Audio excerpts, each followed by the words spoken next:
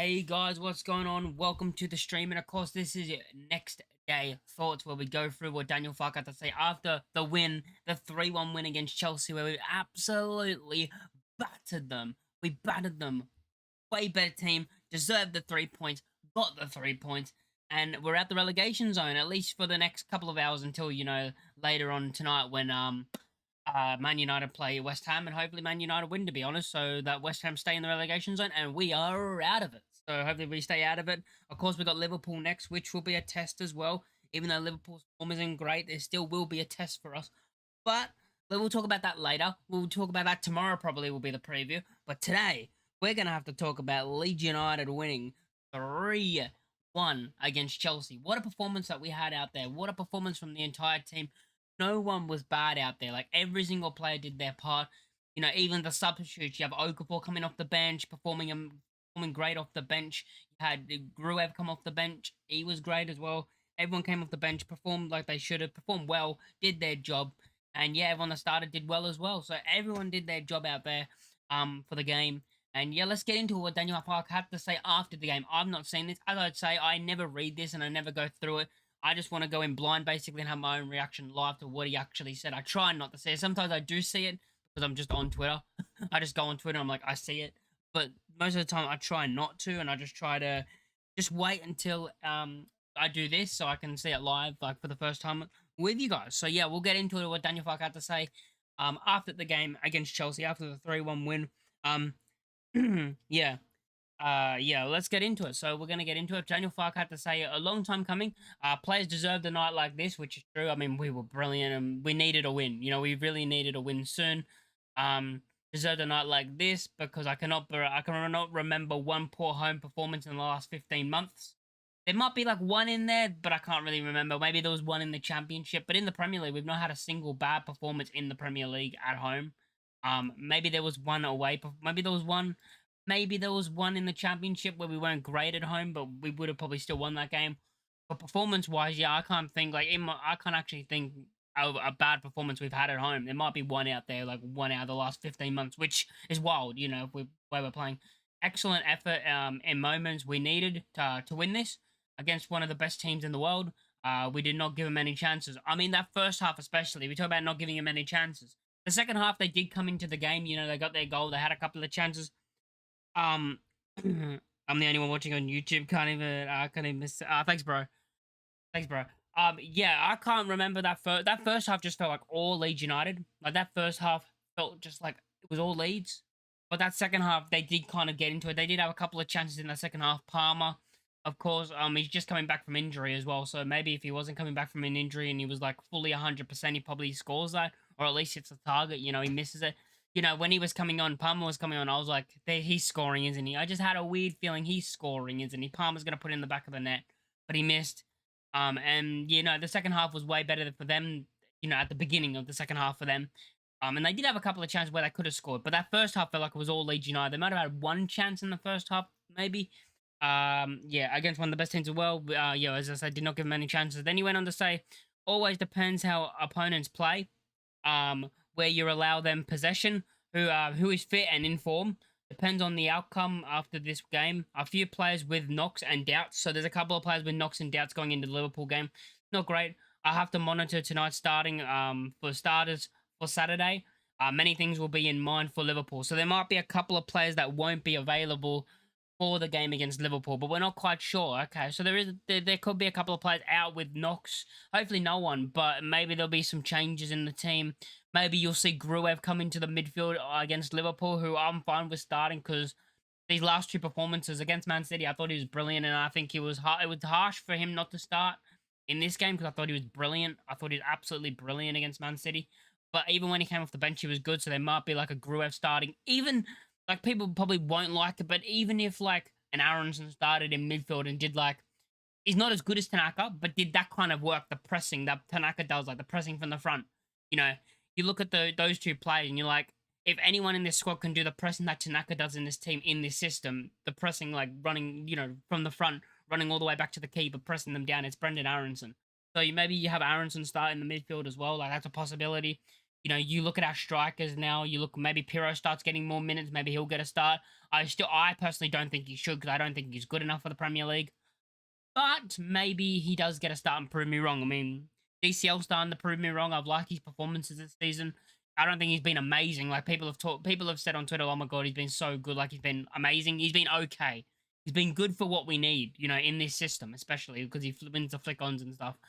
Maybe Piro starts doing that as well, because Piro came on, he was all right. I mean, he barely played. He only came on late on, but he was all right when he came on. So maybe Piro starts getting more minutes, off the bench. You got some other players. You got Bornau, who's finally. Oh my god, we found out Bornau exists. By the way, we found out Bornau actually exists. He came on the pitch and played right back, basically, because he came on for Bogle, so he played right back for the final 3 minutes. So we got a squad, and we got players who can play different positions.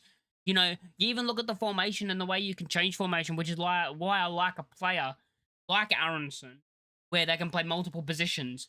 Other players can do that as well, but you have players who can play multiple positions. So throughout the games, you can change formation. Like, say the 3-5-2 isn't working in a game, and we're not able to get the chances. We're not finding, any luck, basically, which could happen against Liverpool. Like, going long against Van Dijk, do you expect DCL to win a lot of the flick-ons against Van Dijk? I know he's not been great for Liverpool, but in the air, probably wins most of the headers. There is a thing saying maybe against Liverpool, we don't, maybe it doesn't work. But, like, games where it's not working, the 3-5-2, switch it to the 4-3-3. Switch it back to the 4-3-3, maybe to a 4-2-3-1. Having variety in what we can use formation-wise is very good. I don't think we should go 3-5-2, 3-5-2, 3-5-2 every single week. Because there is that thing about, we're only just started to play the 3-5-2, and it's working right now.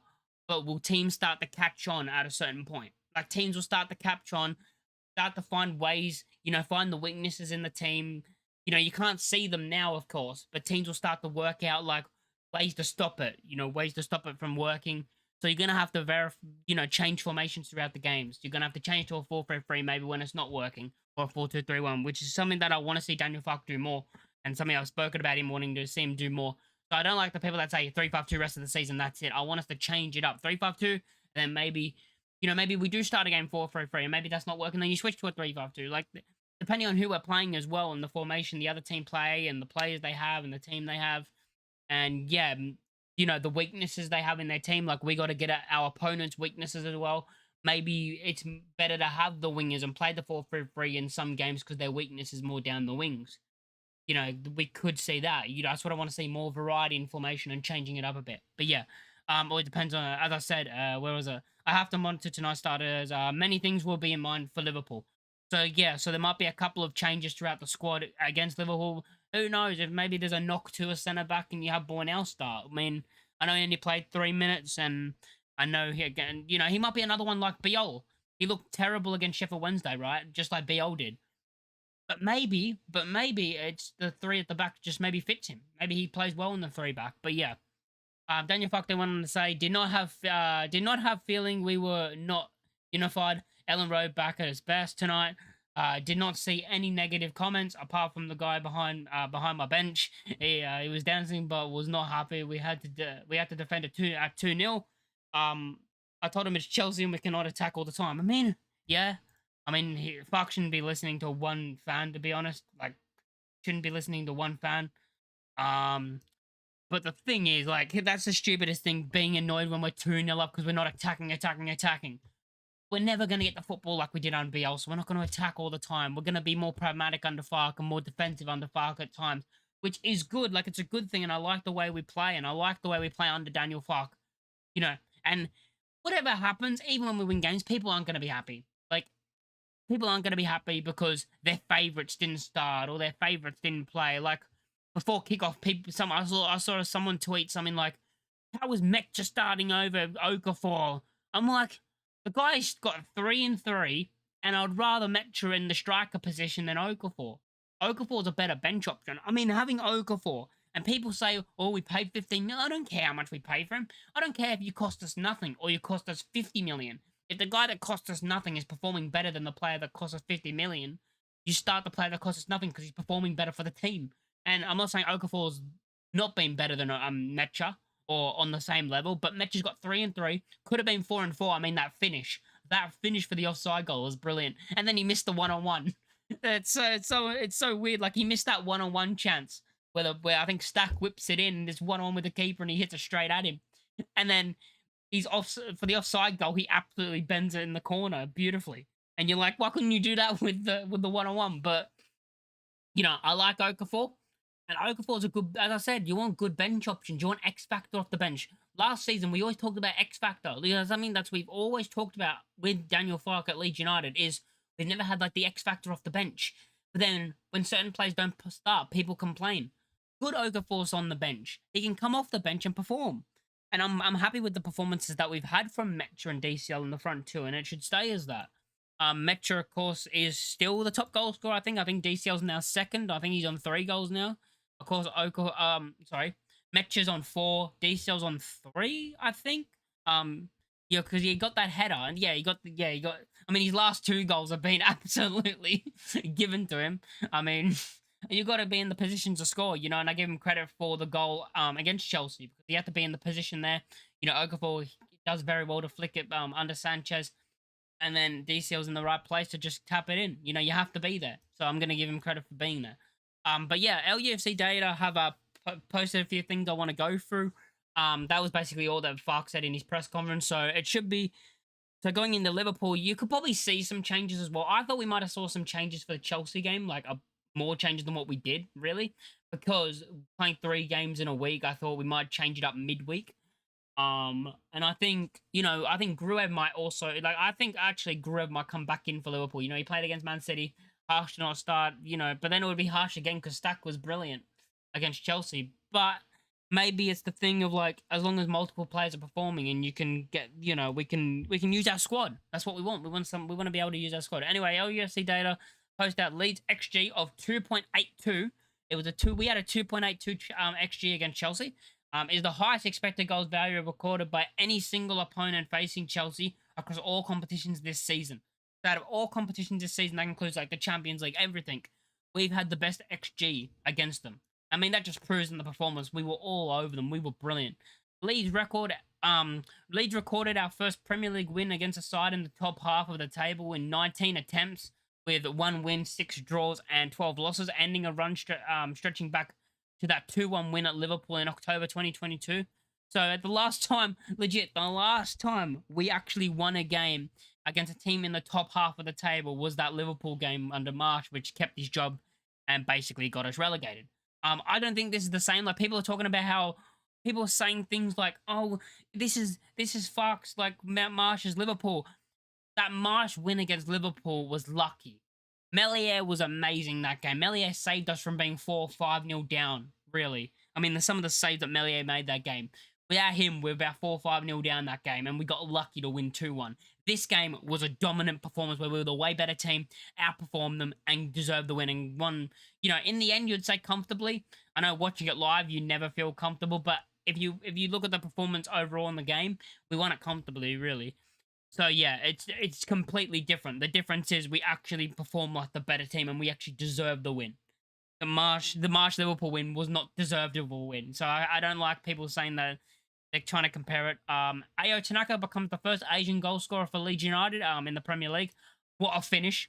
What a finish from Tanaka. That goal was brilliant. The way I thought he bent it, watching it live, I thought he bent it in the corner. He just hits it straight. It's just straight. It's just straight power in the corner, and it's brilliant. A brilliant finish. No keeper saving that, in my opinion. No keeper. It's good work from 2 other players as well. You got Mecha, who wins the ball at first with a nice tackle. Then you got Bogle running in, being able to get to the ball and pass it to Tanaka, and then the finish. Absolutely brilliant. And Daniel Farke recorded his very first victory over Chelsea as a manager in 7 attempts with 1 win, 2 draws, and 4 losses. So good work from Farke, winning his first game against Chelsea. I saw something it said the last time Farke actually tried the 5-back or the 5-back or whatever against Chelsea was when at Norwich when they lost I think it was 7-0, 5-0, something like that. It was something like that. And I saw that before the game started, and I was like, oh. I saw that post before the game started. I was like, oh no. It's one of those things that it shouldn't matter because it's different manager, different players, but it's one of those things that when you see things like that, you always go, oh god. It's gonna happen again, isn't it? But yeah, no, great performance by the entire team, and yeah, Daniel Farke deserved that win. Great in-game management as well. Everyone talks about how he's not pragmatic. The in-game management is bad. made the subs at the right time. I thought maybe they should have come on a bit earlier. Watching it live, I thought maybe a bit earlier because I thought Chelsea were kind of on the front foot when it was 2-1. And then, but when he made the subs, he made them at the right time, in my opinion. That's why I'm not a manager. I would have panicked and made them earlier. But he did the right thing, bring on Okafor and Gruev, as I said, and I've already talked about both of them there. They both played very well when they came on. They both did their job perfectly. Gruev, of course, I think defensively very good as a player, and he came on and did that again, kept winning the ball back. And you got in Okafor, who got the assist for the DCL goal, who did well at pressing and then getting there before Sanchez did.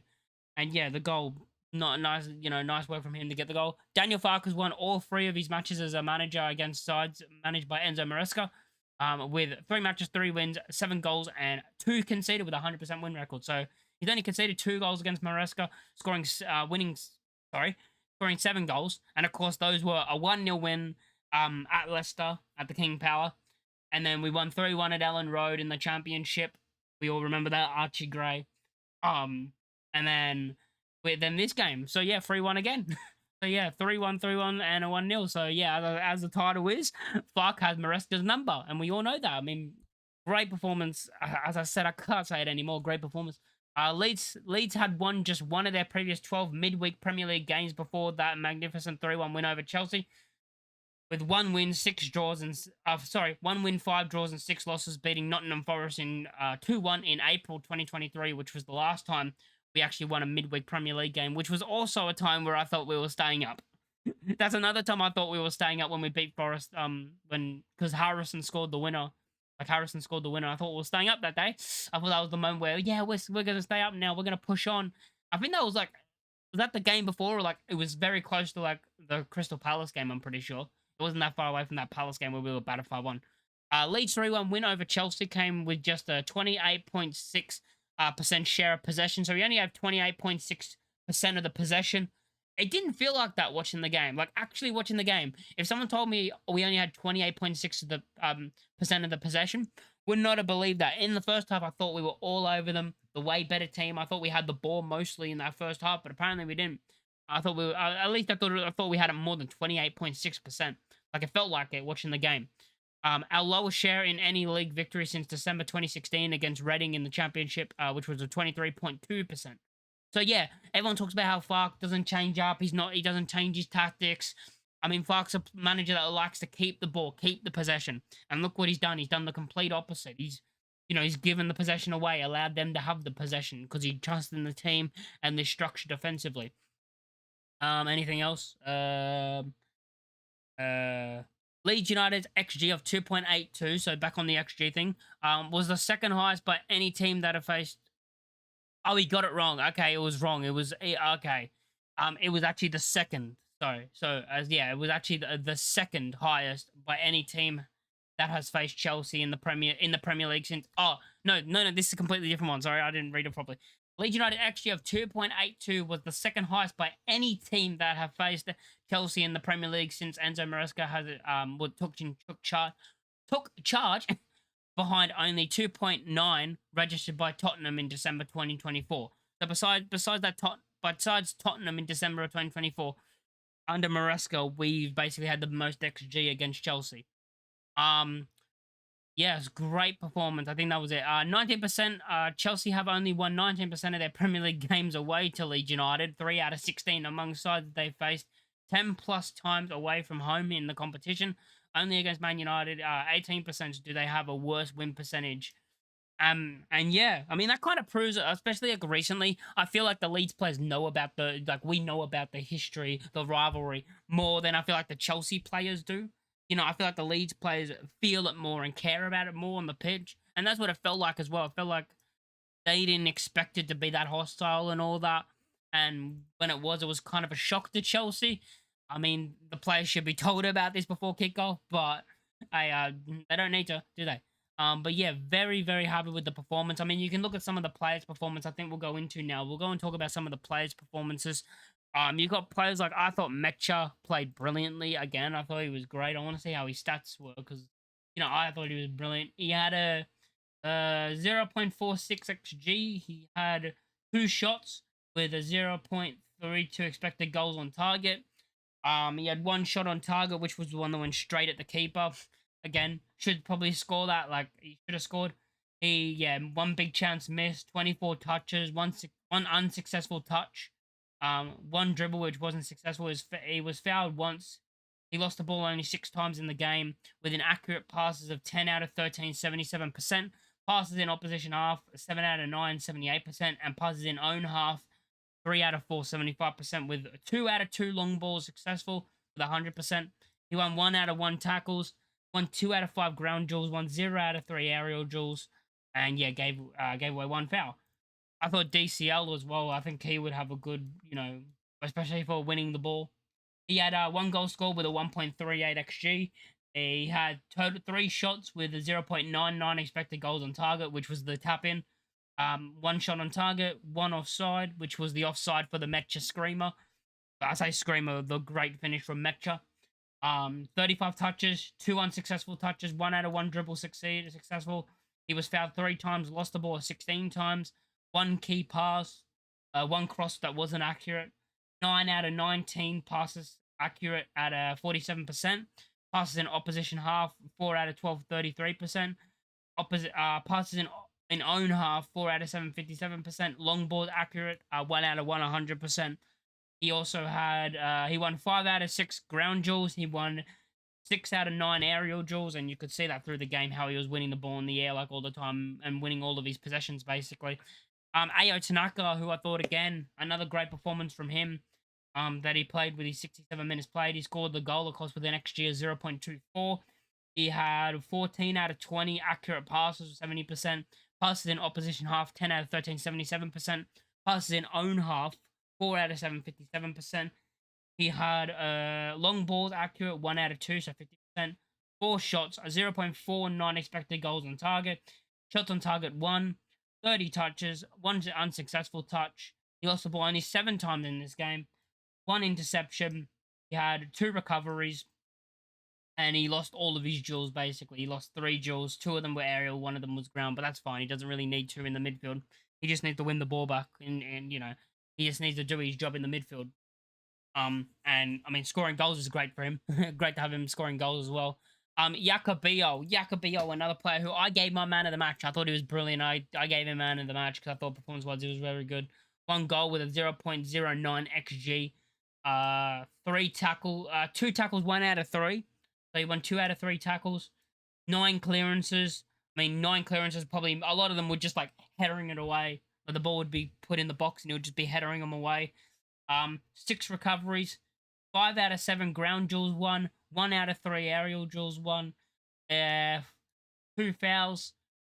He had 24 out of 29 accurate passes in 83%. Passes in opposition half, 5 out of 8, 63%. Passes in own half, 19 out of 21, 90%. Long balls accurate, 2 out of 6, 33%. 46 touches, 1 unsuccessful touch, 1 out of 1 dribble succeeded. He also was fouled. He was fouled once. Gave the ball away 7 times. 1 shot, of course, and he scored that 1 on target, 1 goal. And yeah, I thought Jakobio's performance overall was just brilliant. I thought he was just headering everything away. I've watched the goal back a couple of times, the Chelsea goal. I'm still annoyed at Perry, but for me, it's more on Goodmanson. Like, for me, the goal is more on Goodmanson, but I'm still annoyed at Perry because the way he just kind of flaps his arm trying to hit the ball instead of like moving both hands to the side. He just kind of swiped at the ball trying to swipe at it. And yeah, Goodmanson, I thought performance-wise it wasn't bad. We'll go through his because I actually want to see, because I don't think he was bad. I just think he switched off for that one moment when the ball came across the box and kind of just allowed it to go past him. And it was frustrating that because it could have, all he had to do was get a touch on him, we're fine. But he kind of, he switched off for a little moment, and that's what happens against the top teams in the Premier League, or any team in the Premier League. You switch off for that one moment and you concede. And that's exactly what happened when Neto put the ball in the back of the net. He had, let's see, XG 0.05. I don't even know where that came from. 2 out of 5 accurate crosses. He had 12 out of 18 accurate passes, 67%. Passes in opposition half, 6 out of 15, 40%. Passes in own half, 3 out of 3, 100%. 1 shot in the game, which would have been the XG. Touches, he had 55 touches, 1 unsuccessful touch. 1 dribble succeeded out of 4. He was fouled 3 times, gave the ball away 14 times, 5 tackles, 1 out of 8, 1 interception, 3 clearances, 2 block shots, 6 recoveries. He won 12 out of his 19 ground duels, 1 out of 1 of his aerial duels. Um, Gave away 2 fouls and got dribbled past only twice. And then you look at the other side in Bogle, who I thought was great. You know, his crossing is so dangerous, Bogle. Like Bogle's crossing is so dangerous if we get him with some space on that right side where he can just whip a ball in. Very dangerous. He got 1 assist, 1 key pass. He had crosses. One was accurate out of the 4. He had 12 out of 15 accurate passes and 80%. 5 out of 11 passes in opposition half, 45%, and passes in own half was 100% with 4 out of 4. He had 25 touches. He lost the ball 9 times. He had 1 clearance, 5 recoveries. Won 0 out of his 9 duels. Gave away 1 foul and got dribbled past 2 times. But performance-wise, I thought Bogle was good. You know, you can't look at stats for everything, and that just shows it because I thought performance-wise it was very good. And yeah, performance from the whole team really. Like, I mean, Stack could have had 2 assists in this game. As I said, the Mecha chance where he's missed from right in front, you know, the one where he should be burying really. Just hit it either side. But it's a very good cross from Stack. Stack whips it in beautifully into Mecha. And it's one of those of like, if it's scored, you go back and say, wow. But kind of people don't talk about it when it's already happened, you know, and you don't get the goal, they won't talk about it. But it's a brilliant cross from Stack. And as I said, I think we look very good in this system. I think the midfield looks very good. I think teams can't go through the middle at us. Like, they try and go through the middle. We're just going to stop them. So our defense is very good. We're just going to stop them from going through the middle. I mean, having Ampadu, Stack, and Tanaka. Even the others, you have a Gruev on the pitch or an Aronson on the pitch. You know, yeah, like you look at our bench now in this system, and it looks like the squad's way better than what it was. Like, the squad looks way better with this system. Because you have Ruev who can come on or start and be brilliant. You can have Okafor who can start or come on and be brilliant. You have Piro, who I still don't think is a Premier League player, but, you know, hopefully he gets more minutes and maybe he proves me wrong, hopefully, because I want to see him do well. I just don't think he's good enough. James Justin, you know, good player as well. You know, you have those things about when Bogle's out, you have James Justin who can come in, or even off the bench James Justin, defensively good. You know, when Bogle is tired and it's late on in games. Getting now into the squad, you know, back from injury. Having, you know, there is that thing about, I wonder if Farke didn't play the 3-5-2 also because he didn't have Bornau. Because Bornau was injured and he would have no centre back on the bench. I know people say Ampadu would move to centre, you could move Ampadu to centre back, but in the Premier League, I don't want to see that. I don't want to see that in the Premier League. Now that Bornau's back from his injury, he's on the bench, he's starting to get minutes. I know he only played 3 minutes, but he got some minutes at least. I feel like maybe that's why Farke is going more to the 3. That could be another reason why he's changed to the 3 back while, you know, since Bornau is back as well. I think in January we need another centre back. I'll say that. I think we need another centre back in January. And it's kind of moved away from us needing wingers now in January. Because I'm looking in January and I'm like, we don't really need wingers. And like, people won't like it, but I've said maybe we sell a Nonto because of, PSR, Nonto will be only profit. Maybe there's a way we can sell him.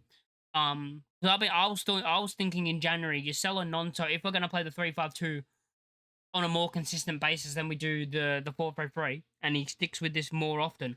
You sell a Nonto who is not going to play much in this system. He's just not. I don't trust him at wing back because, in my opinion, he can't defend. In the front two, he's going to be behind Okafor, Mecha, DCL, Piro. So for me, maybe you do sell a Nonto, and as I said, it'll only be pure profit. You know, you get some good money for him. Maybe we could get like 15 plus for him, I reckon, because he's still a young player who has potential. We can get good money for him.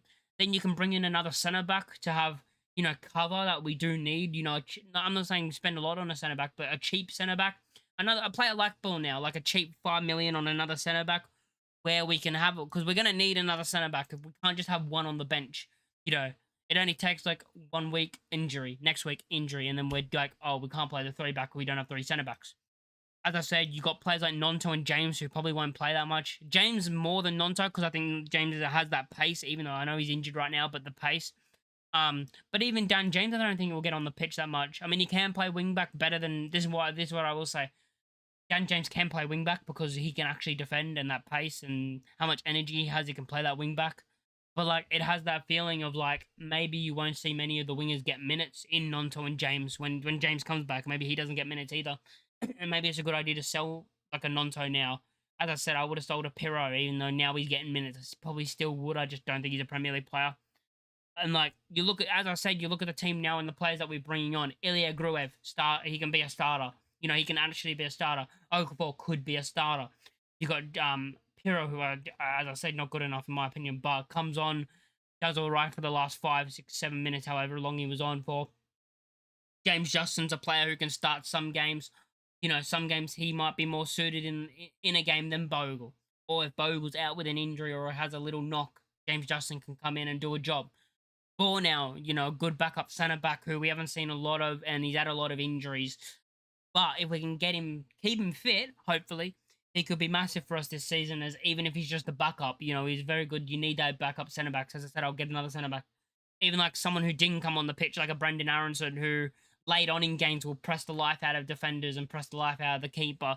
Someone maybe in a game where we're losing 2-1, or maybe it's a draw 1-1 and Farke wants to go for it and win the game. You bring on an Aronson for Tanaka, or an Aronson for a stack in the midfield, and tell him just to press them and try and get the ball back. And you know, that's what I think Aronson's job should be this season. And I've always rated Aronson as a good footballer. I think he gets very disrespected.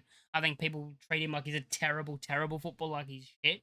I think he's an alright player who, in the right system and the right way of playing and the right way for me of him playing, he's not a starter. He's like a final 20-minute, 25-minute type of player who you bring on for some chaos. You know, you bring him on for that chaos factor of he'll press, he'll keep pressing, he'll do the job, he'll keep running, you keep running. You know, defensively, I think he's a sound, decent defensive player as well. He will always get back and help defensively. And he's that kind of player who you need off the bench, you know, someone who has the energy that Aronson does have off the bench. And yeah, it's something that I do like to see. You know, I think he will get more minutes. He's also, as I said, a player if you do want to change formation, you know, say the 3-5-2 isn't working, you want to go to a 4-2-3-1, you bring Aronson on in the 10, or 4-3-3, you can bring Aronson on the right. You know, he can play the 8, he can play multiple positions. As I said, the 8, the 10, the wing. He can come on in multiple positions and do a job off the bench, or even starting in games if, you know, it's necessary that he has to, or maybe the game and the opponent that we're versing, maybe we have a couple of knocks and, okay, Farke goes, I'll play Aronson. Or maybe it's the fact of, maybe the opposition we're playing we need multiple players that will just press them, and maybe you play a Tanaka and Aronson in the midfield and just tell them to press the defenders. You know, he will be used this season, and I don't like the fact of I go on Twitter and see people say stuff about Aronson even though he hasn't played. It's stupid. Like, he's one of our players. Support them. You know, you can criticize performances, but when they don't play at all, like he didn't play against Chelsea, when they don't play, support them. Don't say stupid shit. I know we have stupid fans that will say that kind of stuff, in my opinion, but just support the players. Like, this is something that we need, especially right now. We're out the relegation zone for now. Hopefully Man United do win. I mean, we hope they win against West Ham. Keeps West Ham in the bottom 3, gets us out of it. We got Liverpool next. I mean, the Liverpool game, I'm more confident. You know, the confidence keeps growing for Liverpool. They've been very poor this season. And it's at Elland Road. We just did this to Chelsea. We did this to the world champions. And yeah, I could see us beating Liverpool easily. To be honest, the way Liverpool have played this season, we need to get at them, and hopefully we can. Maybe and as I said, maybe the system doesn't work because maybe DCL gets outstrength in the air by like a DCL, as I said, it gets outstrength by like a Van Dijk. And yeah, that's a possibility that happens. Then Farke has to be pragmatic and go, okay, I'll change it up 4-3-3, or I'll go 4-2-3-1. That's when you have to change it up when something's not working. But yeah, hopefully, we'll go into the next game. As Farke said, there's a couple of knocks, so we might have an injury update in the press conference. I think that will be tomorrow, the press conference, so that will be when my preview is out. I'll be doing my Premier League predictions video after the Man United West Ham game, so after that game will be when I'll be doing that. So that will be uploaded after that game, so a very late upload. And yeah, so I'll be doing that, so make sure you guys watch that. Make sure you subscribe if you haven't already. Make sure you like the stream if you're here live or you're here after. And yeah, let me know what you think in the comments down below, and I'll catch you all in the next one.